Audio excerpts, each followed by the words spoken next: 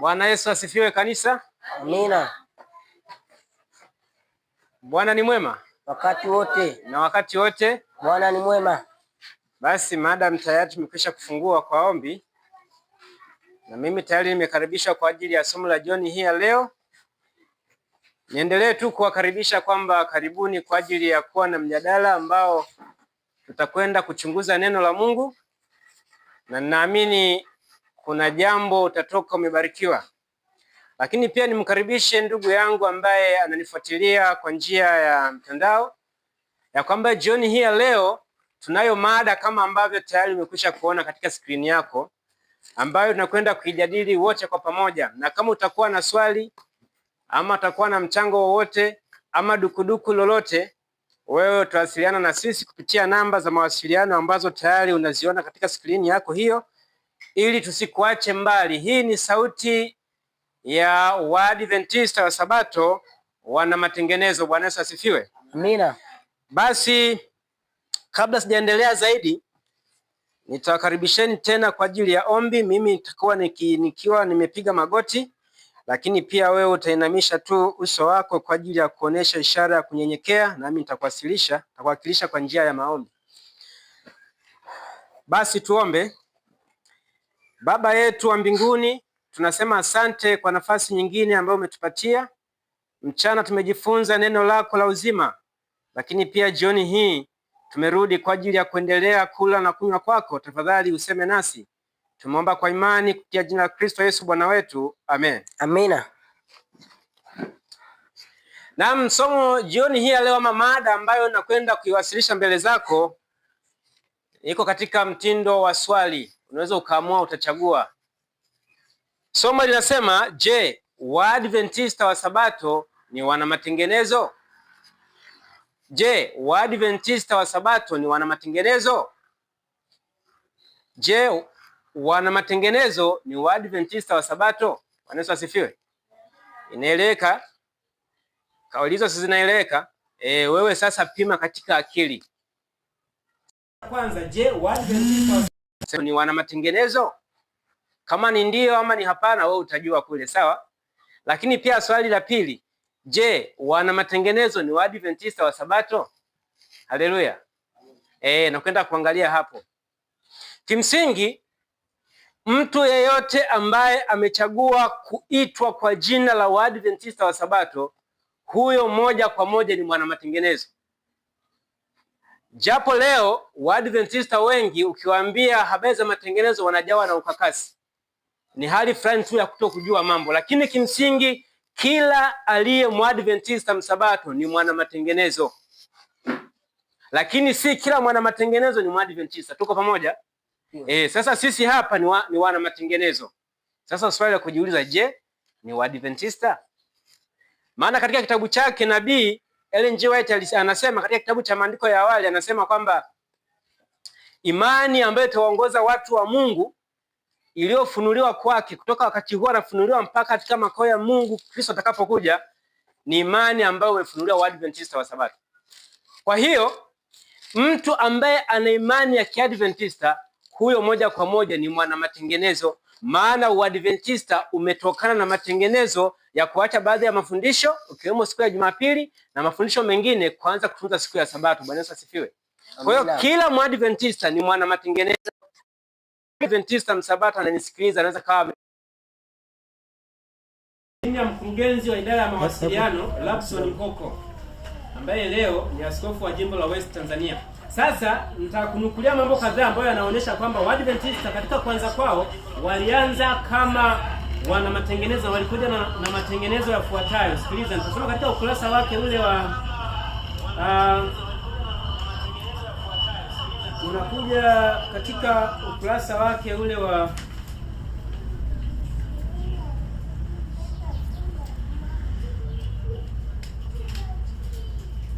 wa 14.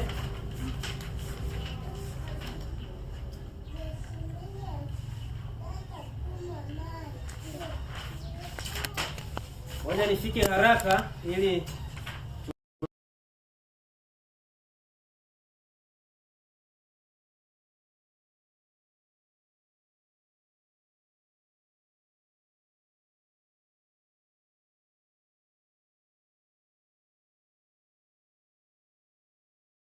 Familia nipatafute, maana jambo hili ni la muhimu sana.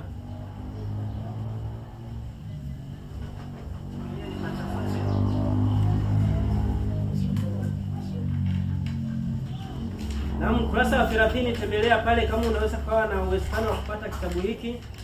Kurasa wa 30. Naam. Ninasoma katika kitabu hiki.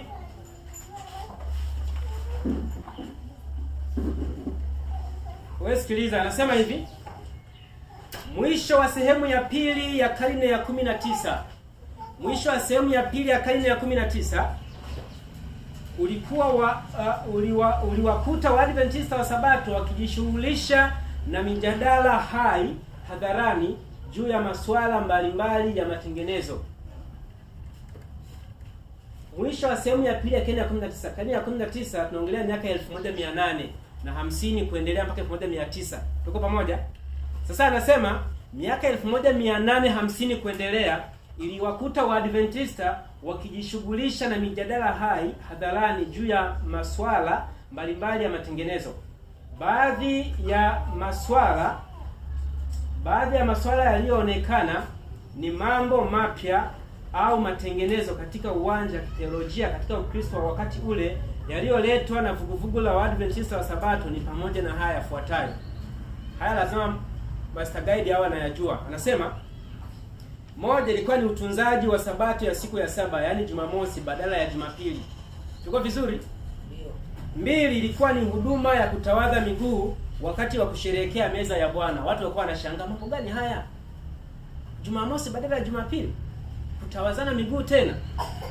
Tatu ilikuwa ni ujumbe kuhusu afya na kiasi, madhara ya pombe, sigara, vyakula na najisi na kadhalika. Nne ilikuwa ni kushirikiana wanaume na wanawake katika huduma mbalimbali za kanisa. Maana wakati huo makanisa mengi yalikuwa mwanamke hawezi kufanya chochote ndani ya kanisa. Anakuwa ni kimya tu mwanzo mwisho.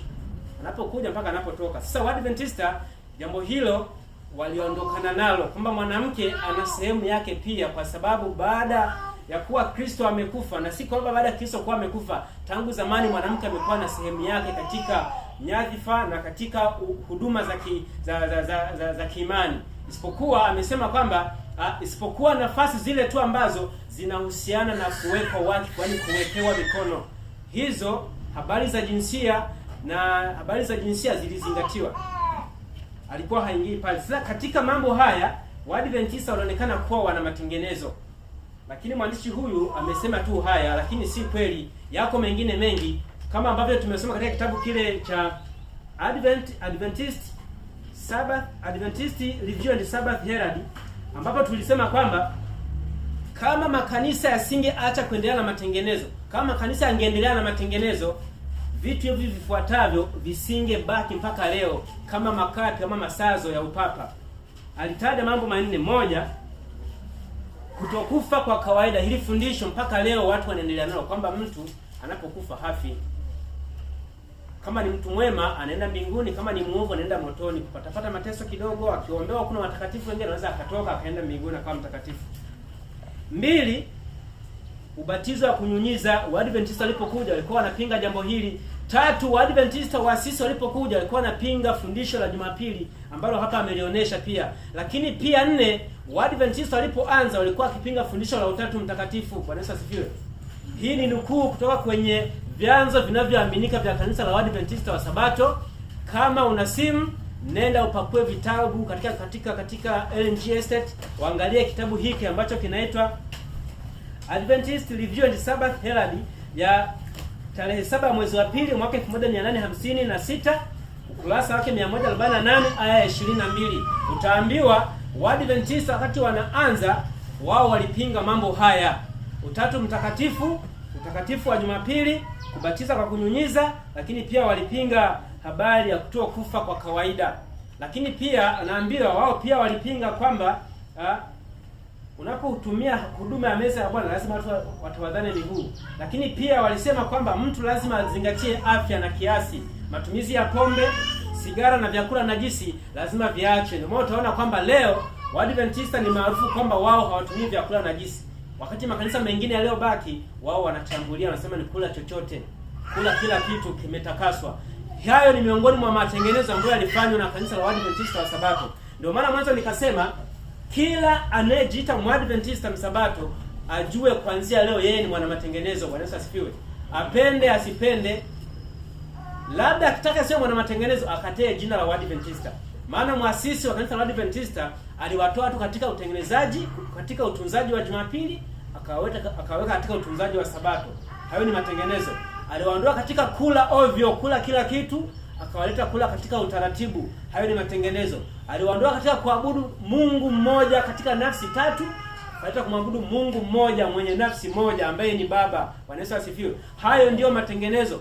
Aliwaondoa watu katika kubatiza kwa kunyunyiza, akawaleta watu kubatizwa kwa namna ya kuzamisha ndani ya maji. Hayo ni matengenezo.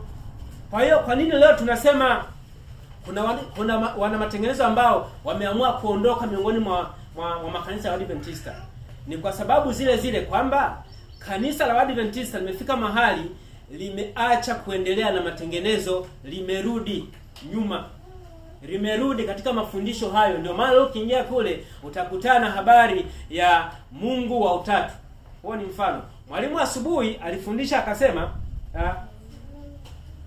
leo wanafalsafa wengi wamo ndani ya makanisa kama wachungaji. Wakati sisi tunajua kabisa wanafalsafa ni wasomi wa ulimwengu huu, na elimu ya dunia hii na elimu ya Mungu ni vitu viwili tofauti, si ndivyo? Lakini leo wachungaji wengi katika mfumo wa General Conference na makanisa mengine ni wanafalsafa, kwamba wanadai hawezi kutumia mawazo ya nabii ambaye hakusoma ili hali wao ni wasomi. Mwalimu akasema, sasa mbona mnasomea habari, si uwe daktari, si profesa, si Agano Jipya, ili hali unaenda kusoma maandiko ambayo aliandika Luka, aliandika Mathayo, aliandika Yohana? Hawa watu walisoma? Hapana. Kwa akasema kwa kweli watu hao kuna kitu ambacho wameamua kukificha, kitu ambacho wameamua kukitoa. Sasa sikiliza. Leo ndani ya mifumo mingi ya madhehebu Mungu amekataliwa. Utatu unapofundishwa watu wanaelekezwa kwa Mungu ambaye si wa kweli. Ngoja tuendelee mbele kidogo, utakuja kugundua jambo fulani. Ngoja tuendelee mbele kidogo, unakuja kugundua jambo fulani.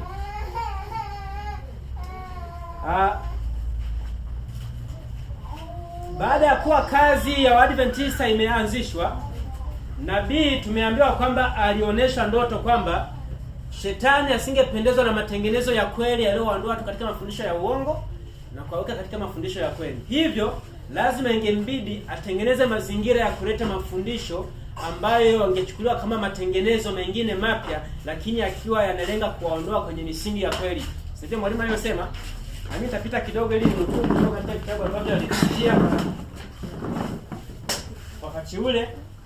Nipite kwa ufupi ili ninukuu kidogo, kisha nikuonesha jambo lingine kubwa ambalo yamkini kuja kulijua. Unaposoma kitabu kile cha Selected Messages, jumbe zilizochaguliwa, gombo la kwanza au kurasa wake wa 204 aya ya pili. 204 aya ya pili nitasoma. 204 aya yake ya pili. Nasomeka hivi: adui wa roho amefikiria kuleta dhana kwamba matengenezo makubwa yangetukia kati ya Waadventista wa Sabato. Ni Waadventista wa Sabato ambao tayari wameshafanya matengenezo kutoka katika mapotovu kuweka katika nuru ya kweli. Tuko pamoja? Sasa shetani anasema alikusudia kuleta dhana kwamba matengenezo lazima yangetakiwa, na kwamba matengenezo hayo yangejumuisha kuacha mafundisho ambayo yanasimama kama nguzo za imani yetu. Bwana Yesu asifiwe. Na kujihusisha katika mchakato wa kuundwa upya, yaani kuunda upya nguzo za imani yetu. Kama matengenezo haya yangefanyika, je, matokeo yangekuwa nini? Matokeo yangekuwa ni kwamba kanuni za ukweli ambazo Mungu kwa hekima yake ametoa kwa kanisa la masalio zingetupiliwa mbali. Dini yetu ingebadilishwa. Kanuni za msingi ambazo zimedumisha kazi hiyo kwa miaka 50 iliyopita zitahesabiwa kuwa makosa. Shirika jipya lingeanzishwa. Kwa hiyo utabiri huu umekuja kutimia mwaka 1931 ambapo kanisa linaamua kuondoa misingi ya kwanza na kuweka misingi mingine mipya. yaani ni kana kwamba kanisa sasa limetimiza unabii kwamba matengenezo mapya yamefanyika, ambayo matengenezo hayo yanahusisha kutengeneza shirika jipya. Misingi inapokuwa mipya, shirika limekuwa jipya. Lakini tumeambia matengenezo hayo kwa kweli ni kusudio na ni mbinu za shetani. Kwa hiyo leo yetu iliyo nayo leo ni kwamba wanaendelea katika shirika jipya ambalo limeanza mwaka 1931. Na kwa sababu wanaendelea na misingi mipya ya imani na misingi ya awali imewekwa kando, wao wamechukua sifa ya kuwa Waadventista shirika jipya, ni Waadventista wa kisasa. Lakini wale ambao leo wanachomoka huko ili kurudia misingi ya awali, hao ndio wana matengenezo Waadventista. Yaani hao wamefanana na Waadventista wana matengenezo wa mwaka 1844 mpaka 1830, kwa sababu tumeambiwa kwamba Waadventista wao kimsingi ni kanisa la kimatengenezo. Na walipoanza walikuja na vitu ambavyo wao walifanyia matengenezo mpaka dunia ikashangaa. Bwana Yesu asifiwe. Si tumesoma katika kitabu cha historia ya kanisa la Waadventista, hivi vitu ambavyo wanafundishwa, lakini kuna vitu vya msingi wamenyimwa, hawajawekewa. Utatu hapa hawajaweka kabisa. Hawajaweka.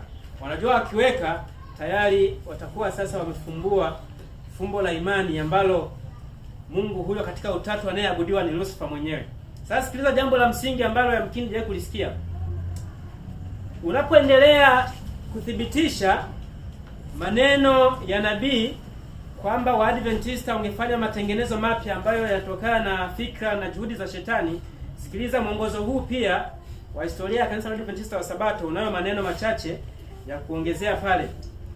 Kurasa wake wa 14, kurasa wake wa 14 kuna mambo fulani tuyasome, yatatusaidia sana.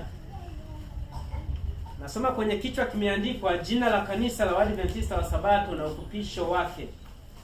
Anasema jina la kanisa ni kanisa la Waadventista wa Sabato. Ndilo kanisa hilo, jina kwa jina. Jina hili lilichaguliwa mwaka 1860. Sasa nitauliza swali. 1860 si kilikuwa ni kipindi cha wana matengenezo wa Adventista kuja na mitazamo ambayo dunia ilikuwa inashangaa? Sika tuko pamoja. Kwa mjibu wa tulivyosoma historia na kitabu hiki kwamba walipoanza matengenezo walikuja na mafundisho yao kadhaa ambayo ulimwengu wa Kikristo ulianza kuwashumu kwamba mbona nyinyi mnafundisha tofauti? Maana tumesoma kwamba miaka 12 baada ya kanisa la Adventista kuanza, nabii aliona maono. Sasa jina la Adventista wa Sabato limeundwa mwaka 1860. Anasema maana ya jina la kanisa, amesema jina ni Waadventista wa Sabato. Jina hili limejengwa juu ya imani mbili kuu za kanisa. Ndio maana mwalimu Osuga alisema Waadventista ni imani, sio jina. Leo kuna watu ambao imani ya Waadventista wameipoteza, hawana wala hata hawaijui, lakini wanajiita ni Waadventista. Hao ni Waadventista kwa jina. Na jina halimpeleki Mungu mbinguni, halimpeleki mtu mbinguni, bali imani ndio inamfikisha mtu wapi? Mbinguni. Sasa naambiwa jina hili Waadventista wa Sabato limejengwa juu ya imani kuu mbili za kanisa. Sikiliza. Imani ya kwanza, imani kuhusu Sabato. Imani hii huelezea kwamba utunzaji wa Sabato ya Biblia ni siku ya saba ya juma, Jumamosi, kama siku iliyowekwa na Mungu kuwa ya ibada. Yesu asifiwe. Kwa neno Waadventista wa Sabato, hiyo neno tu wa Sabato. Sabato maana yake inatambulisha sisi ambao tunajiita Waadventista wa Sabato, tunakubali kwamba katika siku saba za juma, siku ya saba ni Jumamosi ambayo inaitwa Sabato, ambayo watu tumekabidhiwa na Mungu tuwe tukifanya ibada kwa Mungu na kupumzika. Imani ya pili ni kwamba ni Waadventista. Maana ya Waadventista ni kuonesha kwamba hueleza imani katika kurudi, katika ukaribu wa kurudi kwa Yesu duniani. Unaposema mimi ni Mwadventista, umegusia imani ya kwamba Yesu anakuja upesi duniani. Sasa sikiliza, msingi wa neno Waadventista umejengeka katika kitabu kile cha Ufunuo sura ya 14, msomaji, mstari ule wa 6. Neno Waadventista limechimbuka mzizi wake huko hapo. Kitabu cha Ufunuo sura ya 14 mstari wa 6 mpaka wa 12. Soma. Nasema hivi, Kisha nikaona malaika mwingine akiwa katikati ya mbingu, Ndio. mwenye injili ya milele, awahubiri hao wakao juu ya nchi, Ndio. na kila taifa, Ndio. na kabila, na lugha na jamaa. Akasema kwa sauti kuu, Ndio. mcheni Mungu na kumtukuza, kwa maana saa ya hukumu yake imekuja. Msujudieni yeye aliyezifanya mbingu na nchi, na bahari, Ndio. na chemchemi za maji. Komea hapo kwanza. Kwa hiyo unaposema neno wa Adventista umegusia imani kwamba Yesu anakuja upesi. Na neno hilo tumelipata katika kitabu kile cha Ufunuo sura 14 mstari wa 6 kwamba mcheni Mungu na kumtukuza kwa maana saa ya hukumu yake imefanya nini? Yesu anakuja. Baada ya hukumu kumalizika, Yesu anakuja, na kabla hajaja watu lazima watangaziwe wamche Mungu aliyeumba. Bwana Yesu asifiwe. Lakini pia ujumbe wa pili, soma pale mstari ule wa 9. Lakini inasema na mwingine malaika wa pili akafuata akisema, Akia 8. Ana. Kisha mwingine malaika wa pili akafuata akisema, umeanguka, umeanguka Babeli. Ndio. Mji ule ulio mkubwa, maana ndio ulioanywesha mataifa yote mvinyo ya ghadhabu ya washirati wake. Asante. Kumbe kwa sababu Yesu anakuja, baada ya hukumu kisha Yesu anakuja, tunaambiwa wale ambao wanakataa ujumbe wa malaika wa kwanza wa kumrudia Mungu aliyeumba, Mungu mmoja ambaye ni Baba, lazima waambiwe mmeanguka, mtapotea. Kabla Kristo hajaja, lazima wajitahidi katika saa hii ya hukumu, wafanye toba, wafanye matengenezo, waache mienendo yao mibaya, wamrudie Kristo. Huo ni ujumbe wa malaika wa pili. Ujumbe wa malaika wa tatu, malizia msomaji. Aya ya 9 nasema, na mwingine malaika wa tatu akafuata akisema, kwa sauti kuu, mtu yeyote ndio akimsujudu huyo mnyama na sanamu yake, ndio na ukipokea chapa katika kipaji cha uso wake, au katika mkono wake, yeye naye atakunywa katika mvinyo ya ghadhabu ya Mungu iliyotengenezwa kwa kuchanganywa na maji, katika kikombe cha hasira yake, naye atateswa kwa moto na kiberiti, mbele ya malaika watakatifu na mbele za mwana kondoo. Asante.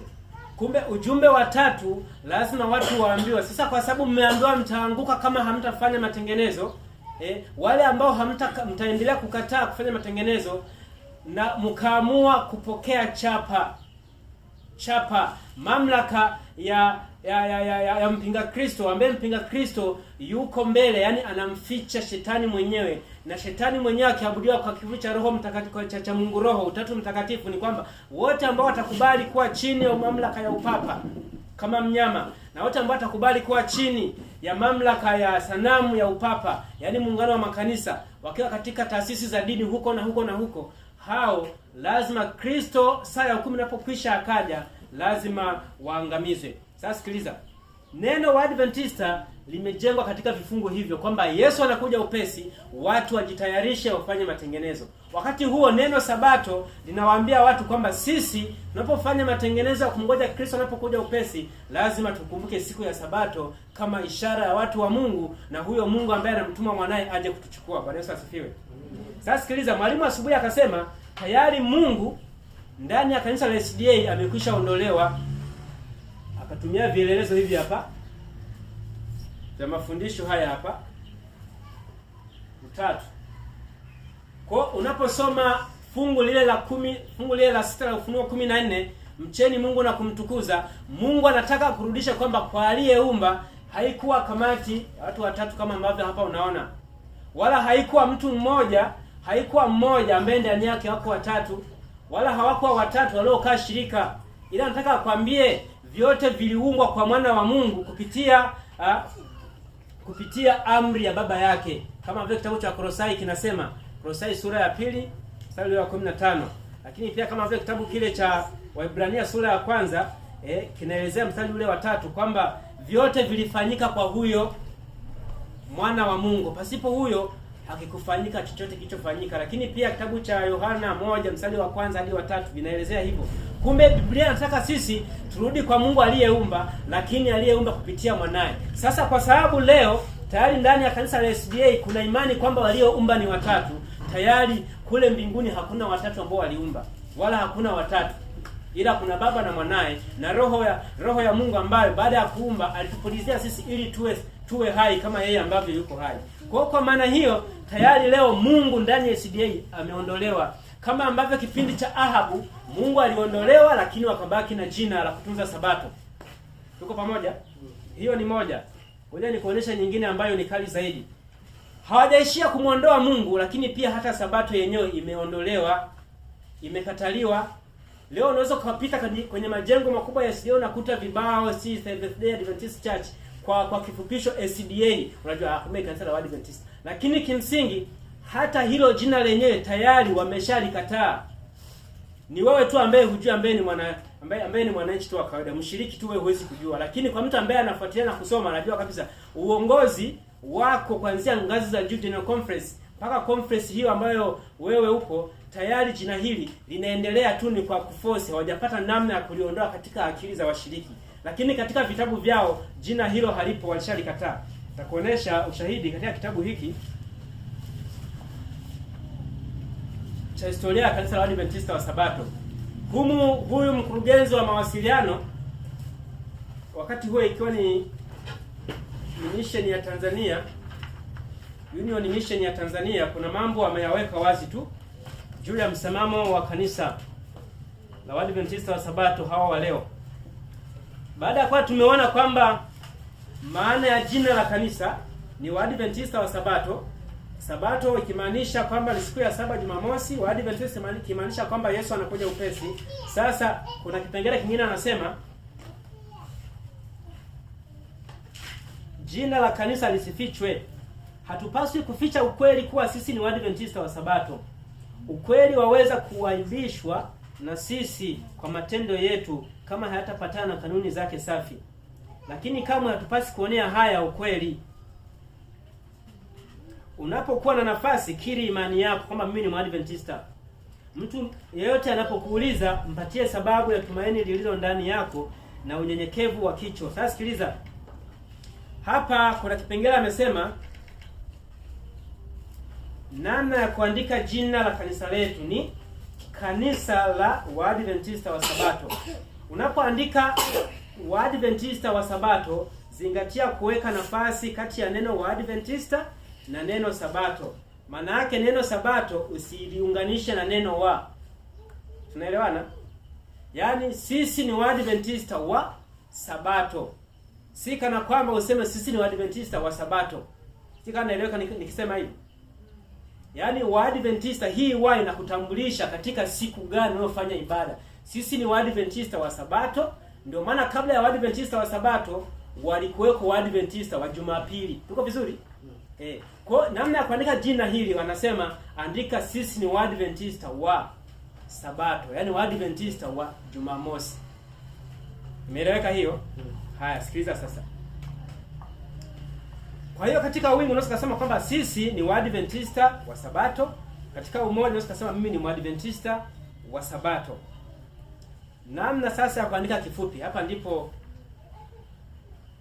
hapa ndipo ambapo wameweka siri, mtu hawezi kuigundua kiurahisi. Anasema kifupi rasmi cha kanisa la Adventista wa Sabato ni Adventisti katika lugha ya Kiingereza, Waadventista katika lugha ya Kiswahili. Sikiliza. Kanisa la Adventista wa Sabato linajivunia sana jina lake. Hii ni kutokana na maana ya jina hili kama ilivyoelezwa hapo juu. Kwa muda mrefu, sikiliza sasa hapa. Kwa muda mrefu kifupi cha jina hili kilijulikana kama SDA. Sikiliza haya maneno. Kwa muda mrefu kifupi cha jina hili kilijulikana kama SDA. Kifupi hiki kilitokana na kuchukua herufi za kwanza za maneno ya jina hili katika lugha ya Kiingereza, Seventh Day Adventist. Haya maneno matatu katika lugha ya Kiingereza, ukichukua zile herufi zake za kwanza zile, Advent, Seventh unachukua S. Tuko pamoja? Day unachukua nini? D. Adventist unachukua herufi A, inakuwa SD, SDA. Sasa nasema kwa kipindi kirefu, kwa muda mrefu, kifupi cha jina hili kilijulikana kama SDA, na SDA ni kifupisho ambacho kinamaanisha sisi ni Waadventista wa siku ya ngapi? ya 7, ambapo tumeambia hatupasi kulionea jina letu nini? Aibu. Maana yake jina letu limejengwa juu ya imani kuu ngapi? Seventh day sisi seventh day maana yake wa siku ya 7, lakini Adventist ni Waadventista. Kumbe ni Waadventista wa siku ya ngapi? Ya 7. Hizo ndizo imani ambazo hazipaswi hata kidogo ziondolewe kwenye jina. Lakini wao kuna jambo hapa wamelifanya. Wanasema hapa juu hatupaswi kulionea haya jina letu. Ni sawa. Lakini hapa chini sikiza kitu ambacho wanakifanya tena kitu cha tofauti. Kwa muda mrefu kifupisho cha jina hili kilijulikana kama SDA. Kifupi hiki kilitokana na kuchukua herufi za kwanza za maneno ya jina hili katika lugha ya Kiingereza Seventh Day Adventist. Lakini siku za karibuni kanisa likaamua kupitisha kifupi rasmi cha jina hili kuwa Adventist, yaani Waadventista. Nasikia? Hii ina maana kuwa kanisa la Waadventista wa Sabato Bulka, kwa mfano ametoa mfano. Hii inamaanisha kuwa kwa mfano kanisa la Waadventista wa Sabato Bulka kifupi chake sasa ni kanisa la Waadventista Bulka, na sio tulivyozoea kanisa la SDA Bulka. Hivi hoja hii mnaielewa? Vizuri sana. Yamkini kuna mtu asinielewe vizuri. Sikiliza. Unaposema kanisa la Waadventista wa Sabato Bulka, hilo jina limetambulisha imani ngapi? 2. Waadventista wa Sabato sawa, Bulka sawa. Maana yake ni kwamba wanaoabudu humo wanangoja marejeo ya Kristo mara ya pili anayekuja upesi, sawa? Kwa wanatembea katika jumbe za Ufunuo sura ya 14 mstari wa 6 mpaka wa 12. Tuko vizuri? Lakini pia wanatembea na nuru ya Sabato na utunzaji wake na masharti yake. Hiyo ndio maana kwamba sisi ni kanisa la Waadventista wa Sabato Bulka. Lakini unaposema sisi ni kanisa la Waadventista Bulka, hapo umebakiwa imani ngapi? Moja. Unatangaza kwamba Yesu anakuja, lakini tushike siku yoyote. Sika tunaelewana? Kwa hiyo wanachokifanya General Conference ni kwamba pole pole hawajafanikiwa tu kupata nafasi ya kuondoa neno Sabato kwenye vichwa vya waumini. Ndio maana utashangaa leo kwenye kila kibao ambacho kinatambulisha kanisa la SDA unakutapo neno SDA. Lakini kimsingi akipita pale msomi wa teolojia ya Kiadventista anasema hili neno halipaswi liwepo. Ila ngoja tuvute muda utafika hili neno tutalifanyaje? Tutaliondoa. Kwa unapokuja kwenye vitabu tayari walishapitisha. Mfano hapa tuko Nyakanazi. Unaposema kanisa la Waadventista wa Sabato Nyakanazi liko wapi, utaelekezwa lile pale. Ila kimsingi kwa sasa wao wanachokifulani kifanyike, inatakiwa ionekane useme kanisa la Waadventista Nyakanazi. Maana ile Sabato imeondolewa ili kutengeneza umoja, kwamba kwa sababu tayari Mungu ameondolewa. Tuko vizuri? Mungu ameondolewa, wamekuja kuondoa pia na Sabato. Ndio maana wanakuja kugundua kwamba wanatoa sababu ambazo zimefanya waondoe neno Sabato ibaki Adventist. Sikiliza, anasema hivi. Sababu zilizopelekea kuchagua kifupi hiki Waadventista badala ya Waadventista wa Sabato ni hizi zifuatazo. Neno Waadventista ni moja ya vipengele muhimu vya jina la kanisa. Jamani, si ni kweli? Kwa jinsi tulivyosoma, neno Waadventista ni moja ya vipengele muhimu vya jina la kanisa. Hii ni kweli. Lina ujumbe kuwa Yesu anakuja tena, ujumbe ambao ni moja ya mafundisho yetu makuu. Ni kweli? Hata si wana matengenezo tunasema ni kweli. Sisi ni Waadventista kwa sababu tunasema Yesu anakuja tena. Kwa sisi ni Waadventista. Kiendelea kusema kwamba herufi SDA kama zilivyo, na hasa kwa mtu ambaye hajui kirefu chake, hazina ujumbe wowote kwake. Hiyo ndio sababu ya kwanza unayoiweka. Ukipima katika mzani ni kana kwamba ina hoja, lakini haina hoja. Kwamba kwa sababu sasa neno Waadventista linamaanisha Yesu anakuja, na sisi tunahubiri Yesu anakuja karibuni. Hebu ngoja tuibakize hiyo, maana ina ujumbe wa maana. Lakini neno Sabato kwa maana yake sasa, huyu aliyeandika maana yake ni kwamba haina maana, si ndio? Maana yake ndio maana imetolewa. Hiyo ni hoja ya kwanza, kwamba kwa sababu Yesu anakuja mapema upesi, sisi tumeamua tuwe Waadventista, lakini Sabato tumeitoa. Ndio maana yake ametoa Waadventista wa Sabato, Sabato akaiondoa. 2, sababu iliyopelekea kuondoa neno Sabato, ufupisho wa SDA waweza kuchanganya na ufupisho wa makampuni mengine. Mathalan kule Marekani kuna kampuni moja inayoitwa The Soap and Detergent Association, ambayo nayo kwenye makampuni wanafupisha jina lao kama SDA. Wanasema yako makampuni mengi yenye ufupisho huo. Kwamba sasa kwa sababu wamefanya utafiti wakagundua kwamba kuna makampuni mengine mengi ambayo majina yao yakichukuliwa ile herufi ya kwanza na ya pili na ya tatu inaonekana neno SDA. Katoa mfano kwamba kuna kule Marekani kuna kampuni ya sabuni ambayo inaitwa The Soap and Detergent Association, ambayo kifupisha ni SDA. Kwa sababu hiyo akasema sisi ngoja tuliondoe hili SDA, tubakie na kifupisho cha Waadventista tu. Hiyo ni sababu ya pili. Wewe endelea tu kuipima katika akili kwamba kama inaleta mantiki. Na mwanzo wao wenyewe wamekiri kwamba hatuna haja ya kulionea aibu jina letu. Lakini pia sababu ya tatu wanasema kanisa la Waadventista ni kanisa la kiulimwengu, likiwasiliana katika lugha zaidi ya 700. Katika nyingi ya lugha hizi, herufi za kwanza za jina hili ni tofauti. Kwa mfano, katika Kihispania kifupi chake kingekuwa IASD. Ndipo hapo ungeweza kupata maana ya neno Waadventista wa Sabato. Ingebidi iwe IASD. Lakini pia katika lugha ya Kiswahili ingetakiwa iwe WWS, kwa maana ya kwamba Waadventista wa Sabato. Kwa sababu kwamba lugha zinakinzana, lugha ni tofauti, hatuwezi kupata kifupisho kimoja SDA, maana SDA ni katika lugha ya Kiingereza. Katika Kiswahili ni Waadventista wa Sabato. Sasa kuchukua Waadventista ni W, wa ni W, Sabato ni S, ingekuwa WWS, kwamba wakafikia hatima kwamba hawana budi sasa kubadilisha kifupisho hicho, wabaki na neno Waadventista tu. Hizo ndio sababu ambazo wamezitoa.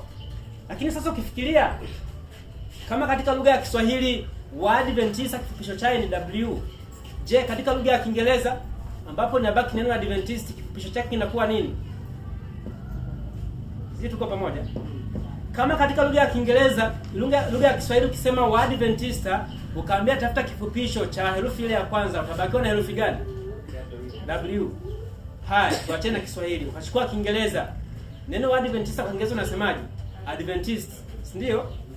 Ukichukua kifupisho chake cha kwanza inakuwaje? Inakuwa W. Inakuwa A. Sasa hapo tayari kuna upatanifu. Si bado tena ule mgogoro unaendelea. Kwa hiyo alichokiruka kule mwanzo kwamba katika lugha 700 hazipatani, kuna kuna vifupisho tofauti tofauti katika zile herufi tatu za kwanza. Bado wamekirudia hicho kwamba unaposema neno Waadventista kwa Kiswahili unatumia neno W. Kwa neno la Kiingereza Adventist unatumia neno A. Sasa hapo kuna upatanifu. Bado. Kwa hiyo unakuja kugundua kwamba si kana kwamba hizi ndizo hoja za msingi.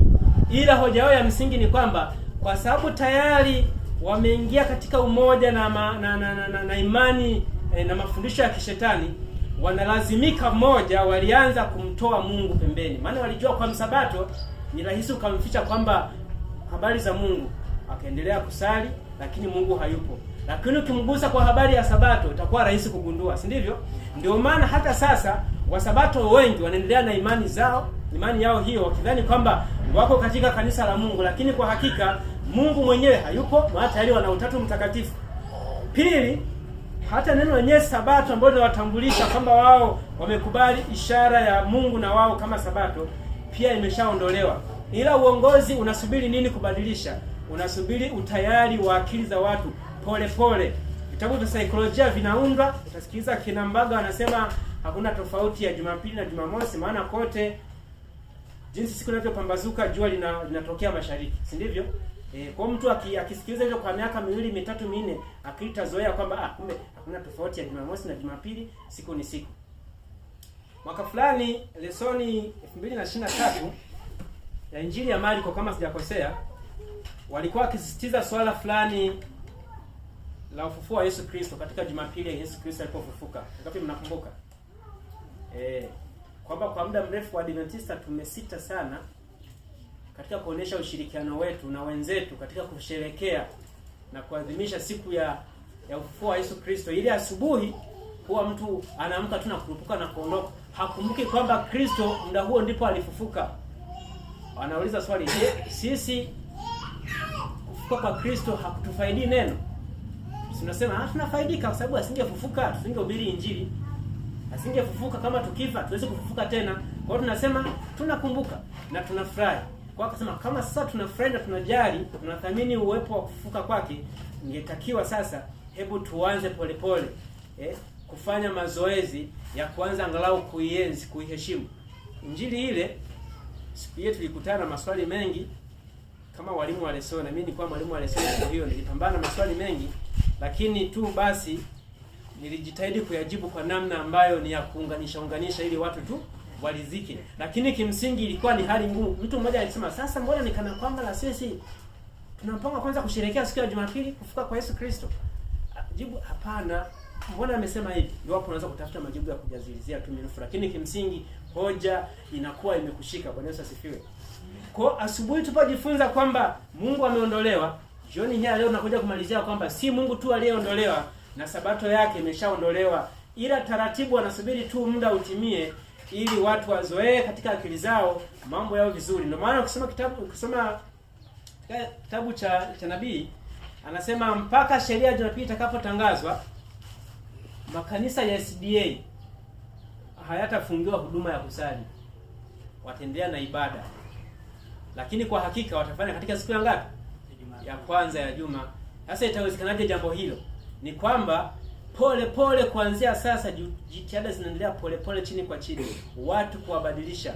Mwalimu huwa akisimama na nyingine anapenda kusema kwamba kwa sasa tunapoona mikutano mikubwa, si satellite na nini na mahubiri, hailengi kuwaongoa watu wa nje, inalenga kuwaongoa Waadventista wa ndani kwanza. Yaani ni kuwatoa katika misimamo yao wa Sabato wenye itikadi kali, wanasema hivyo, wenye itikadi kali. Nilipokuwa nomina pale wanasema kuna wazee fulani na fulani ni wazee wa kanuni. Yaani ukitaka kukosana nao ulete mambo yako ambayo hayapatani na kanuni. Ana wazee wa kanuni. Sasa leo kinachofanyika kule ni kwamba wanalenga kuwaondoa, kushusha misimamo yao wale wa ndani. Kwa hiyo kana kwamba kwa nje wanapeleka injili kwa watu, lakini kimsingi hiyo injili inawalenga hawa kwanza walio ndani wabadilike ili waweze kuunganishwa na wale. Ndio maana utagundua kwamba SDA imepoteza utofauti na watu wa Jumapili na makanisa mengine, kwa sababu wale walio nje pia wanavutiwa kuwa ndani. Maana naona akiingia ndani hajapoteza fursa nyingi, labda tu atakuwa amepoteza siku yake ya ibada Jumapili, tunakuja Jumamosi. Habari za ulaji, leo wa Sabato wanakula ovyo. Uko vizuri? Habari ya uvaaji, leo wa Sabato wanavaa ovyo. Habari ya kuimba ndio usiseme, wanaimba ovyo, wanacheza. Habari ya usukaji, burudani, leo wako ovyo kabisa. Ni kwa nini? Wanapunguza misimamo ili watu wa nje waje na nyinyi wa ndani mvutiwe na mitindo hiyo, wote mfanane. Bwana Yesu asifiwe. Basi kufikia hapo mimi nitoe nafasi kwa ajili ya maswali na nyongeza, na kimsingi nitakuwa nimepeleka somo langu mpaka mwisho. Baada ya kupokea maswali na nyongeza, basi tutafanya hitimisho kwa njia ya ombi na kuruhusu kipindi kingine. Watu wa Mungu, karibuni kwa ajili ya maswali, karibuni kwa ajili ya nyongeza, karibuni kwa ajili ya michango.